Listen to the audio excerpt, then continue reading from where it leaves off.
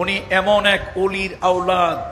বাংলাদেশে অনেক পেট পূজারি, পকেট পূজারি নিজের ইজ্জত সম্মানকে বৃদ্ধি করার নিজের নফসের পূজারি হয়েছেন, কিন্তু বাইতুশ শরফের শাহ আব্দুল জব্বার নওয়ারাল্লাহু মারকাদাহু ওয়া জাআলাল জান্নাতা মাসওয়াহু, আল্লাহ তাকে জান্নাতের আলা মাকাম দান করুন।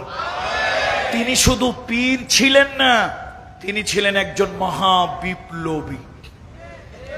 এ সমাজ পরিবর্তনের জন্য এই যে সমগ্র দুনিয়ার ভিতরে বিশেষ করে দক্ষিণ পূর্ব এশিয়ার ইসলামী ব্যাংকে ছিনতাই করে নিয়ে যাওয়া হয়েছে।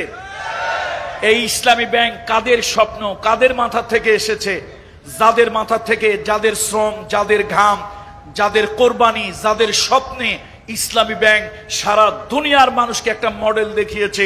সুদ ভিত্তিক নয়, ইসলামী ফিনান্সিয়াল করসপন্ডেন্স, ইসলামের ভিত্তিতেও ব্যাংক চলে।